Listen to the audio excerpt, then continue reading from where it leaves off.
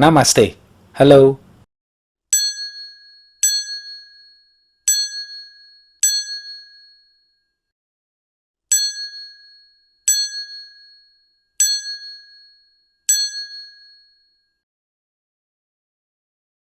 Halo Movie Rangers, apa kabar kalian semua? Semoga kita selalu hidup bersama orang-orang yang kita sayangi. Tidak ada hari khusus kasih sayang, karena sejatinya kasih sayang harus kita lakukan setiap hari. Jangan lupa subscribe Let's Talk Movie dan follow Instagram kita ya. Hari ini Bang Jeder akan menceritakan film berbahasa Kannada yang berjudul Dia. Skor IMDb-nya 8,1. Film ini request dari Balkis Said yang bercerita tentang kisah cinta seseorang yang belum bisa move on dari sang mantan. Ending film ini sungguh sangat menyedihkan. Oke, langsung aja, put your headset on and listen to me.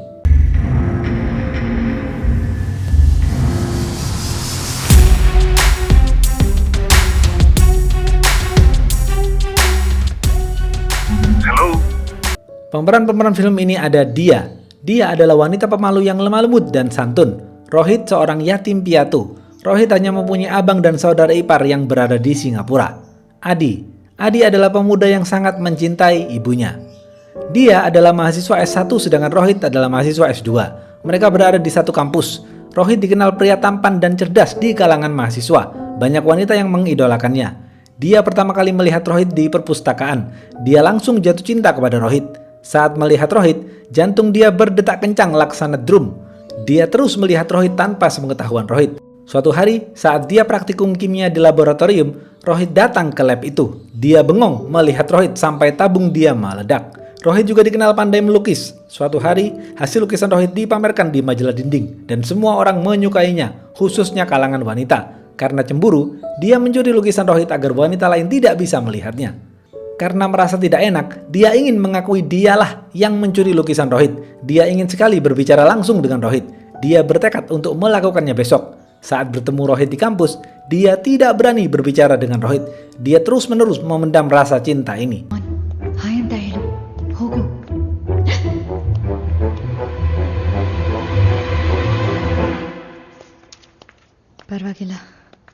Akhirnya, dia memberanikan diri berbicara langsung dengan Rohit.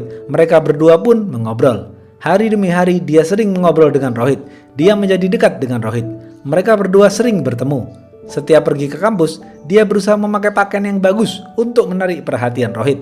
Beberapa hari kemudian, dia menunggu Rohit di kampus. Setelah beberapa jam menunggu, Rohit tidak kunjung datang. Dia pergi menemui teman sekelas Rohit untuk bertanya di mana Rohit. Temannya mengatakan Rohit berhenti kuliah dan kerja di Korea. Dia terus bersedih mendengar kepergian Rohit. 3 tahun sudah waktu berlalu. Dia tidak pernah lagi melihat Rohit. Setelah lulus, dia tinggal di apartemennya bersama sang ayah di Mumbai. Saat naik lift, dia melihat Rohit di sana, tapi dia bertanya-tanya mengapa Rohit di Mumbai. Dia keluar dari lift dan berpura-pura tidak melihat Rohit, tapi ternyata Rohit memanggil dia. Rohit mengatakan, "Kau Dia kan? Kita pernah mengobrol di kampus. Aku pernah melihatmu saat kau meledakkan tabung kimia di laboratorium." Dia hanya diam membisu dan menjawab dalam hati, "Aku meledakkan itu karena tidak fokus melihat dirimu." Dia lalu bertanya, "Ada urusan apa kamu di Mumbai?" Rohit menjawab, "Aku pindah kerja di sini sekarang. Aku tinggal di nomor 701 dan ternyata apartemen Rohit bersebelahan dengan apartemen milik dia di 702. Saat mereka sedang asik mengobrol, di depan pintu ayah dan paman dia keluar dari apartemen dan menyapa Rohit. Rohit mempunyai rutinitas lari pagi setiap hari. Dia mengatakan bahwa dirinya tidak mungkin bisa lari pagi karena selalu bangun telat, karena di malam hari dia susah tidur. Rohit mengatakan bahwa di Korea ada kepercayaan bahwa jika seseorang sulit tidur, itu tandanya kita sedang memikirkan seseorang. Solusinya, pejamkan matamu dan bayangkan ingin hidup bersama orang itu. Ungkapkan perasaanmu kepadanya lalu tidurlah. Pagi hari, dia dan Rohit lari pagi. Mereka berdua semakin dekat. Mereka sering bertemu, jalan-jalan, dan mengobrol. Suatu hari, dia melihat Rohit memeluk wanita lain di pantai. Dia ngambek dan tidak mau menemui Rohit. Dia lalu menyobek lukisan Rohit yang dia curi saat di kampus dulu. Malam hari, dia menemukan bingkisan di depan pintu apartemennya. Dia mengambil dan membukanya. Ternyata isinya adalah lukisan wajah dia dan sepucuk surat dari Rohit. Di surat itu, Rohit mengungkapkan bahwa Rohit sudah menyukai dia sejak kuliah dulu. Ternyata, diam-diam Rohit juga mengagumi dia.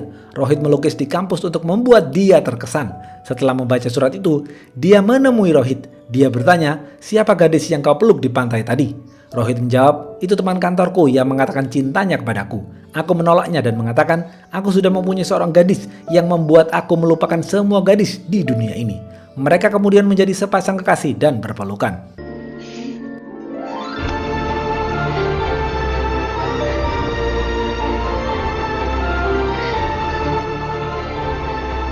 Keesokan harinya, mereka berdua menonton bioskop. Dia sangat menyayangi Rohit. Dia tidak henti-hentinya mengatakan I love you kepada Rohit. Rohit membalasnya dengan menggenggam erat tangan dia dan mengatakan I love you 1 kali. Rohit mengatakan, satu sentuhanku ini sama maknanya dengan 1000 kata. Sepulang dari bioskop, Rohit mengatakan akan membawa abang dan iparnya ke Mumbai untuk melamar dia. Beberapa saat kemudian, ಒಂದ್ ಕೆಲ್ಸ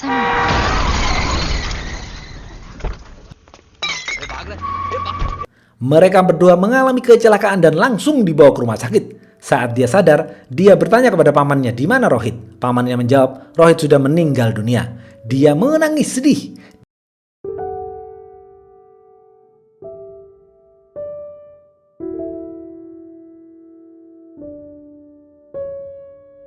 Tidak bisa melupakan Rohit. Dia terus merenungi kematian Rohit. Dia sampai melukai tangannya sendiri. Ayah dan pamannya lalu menyuruh dia ke kota Bengaluru, ke tempat sepupunya untuk menenangkan diri. Di Bengaluru, dia tetap merasa kesepian. Dia berjalan kaki di dekat taman. Terlihat di sana ada seorang pencopet yang menculik tas dia, tapi dia cuek saja. Dia mencoba bunuh diri di kereta api, tetapi tidak jadi. Tiba-tiba, pria bernama Adi menelpon. Adi mengatakan dengan santun dan bercanda, "Hei dia, aku tahu namamu dari kartu debit cardmu. Ini aku susah payah mengambil tasmu dari pencuri. Lalu aku mencarimu tapi kau menghilang." Dia menjawab, "Aku tidak mau tasku, ambil saja untukmu dan jangan menelponku lagi." Adi bingung dengan sikap dia.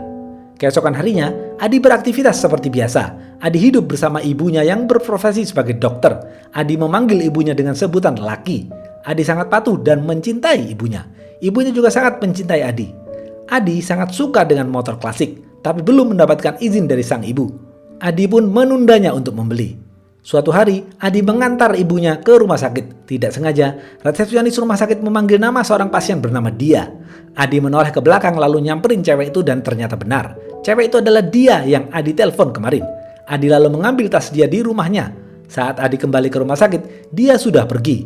Adi sedikit kecewa tapi tidak marah. Sore hari, Adi menjemput ibunya. Adi mengobrol dengan ibunya sambil makan jagung bakar. Adi merayu ibunya untuk memberi izin membeli motor baru. Ibunya mengatakan dengan lemah lembut, "Tidak, ibu tidak suka kau membeli motor itu." Karena ibunya tidak memberinya izin, Adi sedikit kecewa, tapi Adi menurut dengan sang ibu karena tidak mau menyakiti perasaan sang ibu. Sore hari, saat Adi mendatangi toko motor klasik itu, tiba-tiba resepsionisnya mengatakan kepada Adi, "Selamat Pak, motor klasik ini menjadi milik Anda." Adi bingung, ternyata diam-diam ibunya sudah membeli motor klasik itu saat kemarin Adi melihatnya. Ibunya mengatakan, "Ibu tidak suka kau membeli motor itu. Ibu lebih suka ibu yang membelikannya untukmu." But ನಾನ್ ಕೊಡ್ಸೋದು ಅಂದ್ರೆ ತುಂಬಾ ಇಷ್ಟ.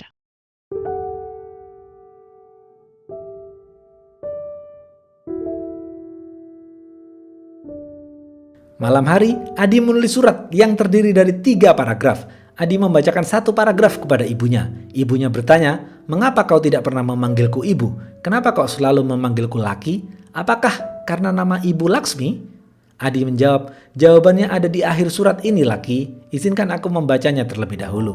Karena Adi dipanggil seseorang, Adi belum bisa membacakan full seluruh suratnya kepada sang ibu. Malam hari, Adi bersama teman-temannya menonton bioskop. Tidak sengaja, Adi bertemu lagi dengan Dia. Mereka duduk bersebelahan. Adi langsung bertanya kepada dia, "Mengapa kau meninggalkanku di rumah sakit? Aku sudah susah payah berlari ke rumahku dan mengambil tasmu, tapi kau tidak ada. Aku juga terluka saat mengejar pencuri itu." Adi meminta kepada dia untuk ikut dengannya mengambil tas dia, agar permasalahan tas ini cepat selesai. Dia pun bersedia. Setelah nonton bioskop, mereka berdua pergi ke rumah Adi. Saat berjalan kaki, Adi mengatakan kepada dia bahwa aku tidak pernah mengira berjumpa lagi denganmu. Hidup ini penuh dengan kejutan dan keajaiban. Dia tidak setuju dengan omongan Adi. Dia mengatakan hidup ini penuh dengan masalah dan rasa sakit.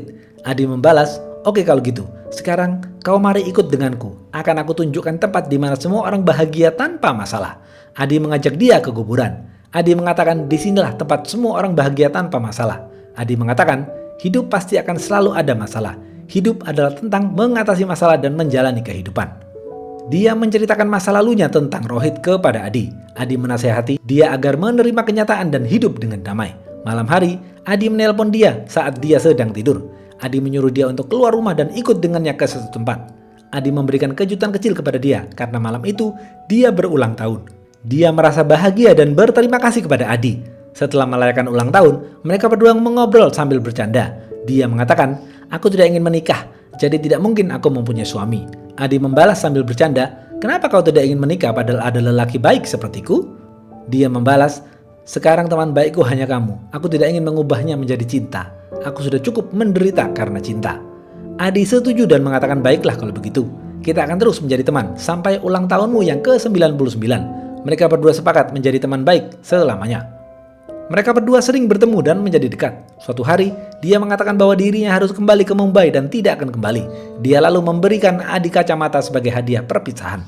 Adi tidak membawa apa-apa dan meminta maaf karena tidak bisa membalas hadiah dia. Dia mengatakan, "Tidak usah memberiku hadiah karena bagiku, dirimu adalah hadiahku. Karena dirimu, aku sekarang bisa tersenyum dan hidup kembali." Adi mengantarkan dia ke stasiun. Di dalam kereta, Adi mengatakan, "Saat kita berpisah nanti, kau tetap duduk di kursimu. Kau tidak usah mengantarku di pintu kereta. Kau tidak usah menatapku. Karena jika seseorang berpisah lalu berdiri di pintu dan saling menatap, itu akan menambah rasa sakit. Cukup ucapkan goodbye lalu pergi." Dia pun setuju. Kereta akan berangkat dan terlihat di sana dia tertidur. Adi langsung pergi tanpa mengucapkan apapun. Adi sedih karena akan merindukan dia. Saat Adi menoleh ke belakang, Adi berharap dia melihat dari jendela, tapi jendelanya ditutup rapat. Saat kereta api sudah menjauh, ternyata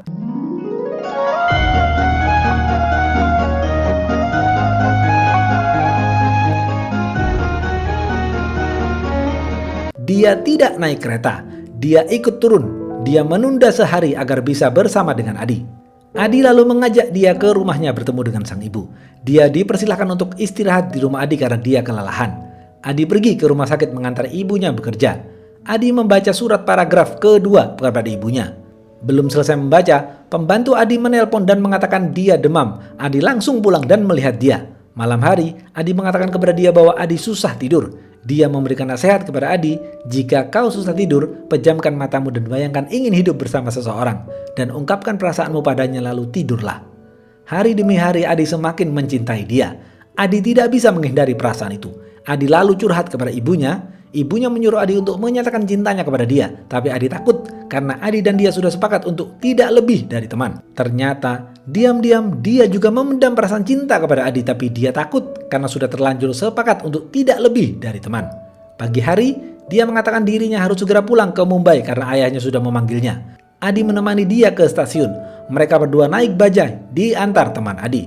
Saat kereta sudah mulai jalan, mereka berdua mengobrol di pintu kereta. Secara tersirat, dia menyatakan cintanya kepada Adi. Awalnya, Adi tidak peka, tapi akhirnya Adi sadar dan langsung naik ke kereta itu. Kemudian memeluk dia. Dia melanjutkan perjalanan ke Mumbai, sedangkan Adi pulang ke rumah. Sang ibu sedang menunggu Adi di teras. Adi memberi kabar bahwa Adi diterima cintanya oleh dia. Ibunya senang mendengar hal itu. Dia sudah sampai di apartemennya di Mumbai. Tiba-tiba, "Hai dia."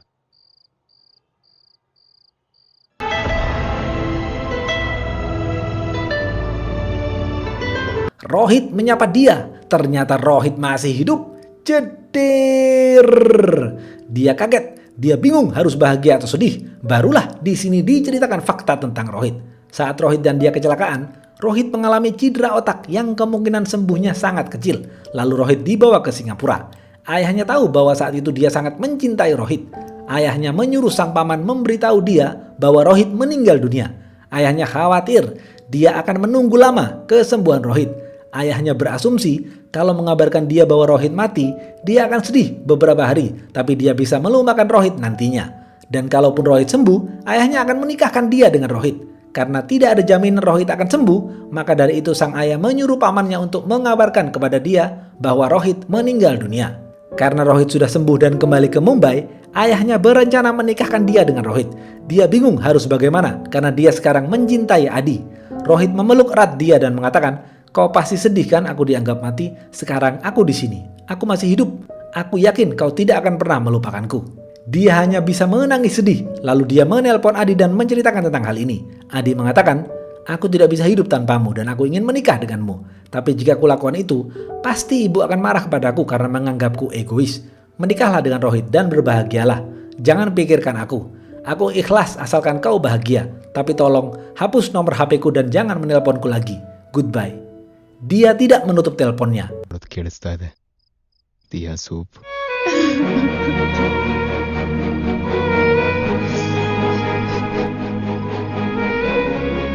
Adi bersedih harus mengatakan hal itu karena Adi sangat mencintai dia. Dia terus menangis dan bingung harus bagaimana.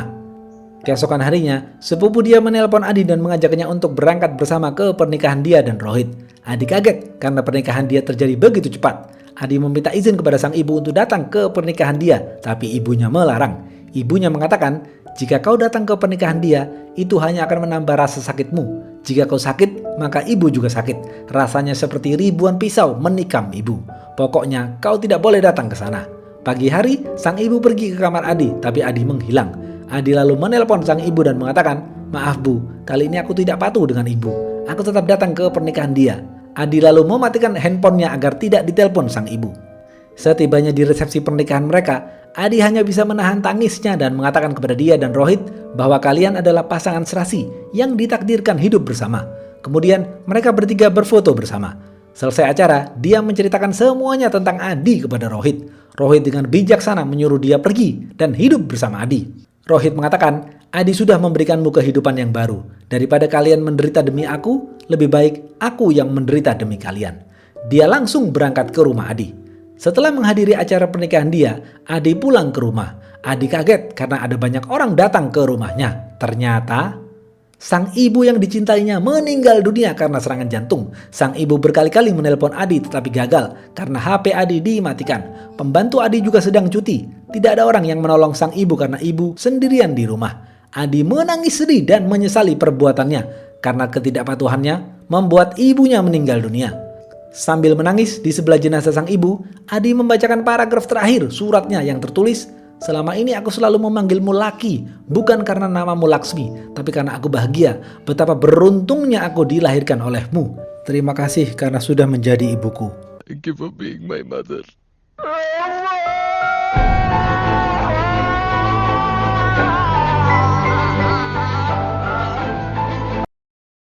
Sesampainya di rumah Adi, dia bertemu dengan teman Adi. Temannya memberitahu tentang kematian ibunya Adi.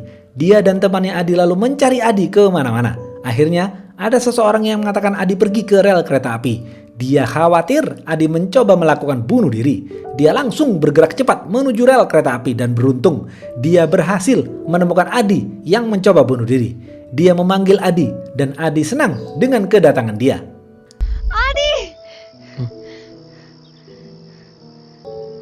Dia? Adi tewas ditabrak kereta api. Habis. Apa pesan dari film ini? 1. Cinta adalah akar yang membuat bahagia sekaligus rasa sakit yang dalam pada manusia. So, berhati-hatilah dengan cinta. 2. Hidup ini penuh dengan masalah dan rasa sakit, tetapi hidup ini juga penuh dengan kejutan dan keajaiban. Oke, segitu aja video kali ini. Jangan lupa like, comment, and subscribe ya. Stay watching and see you.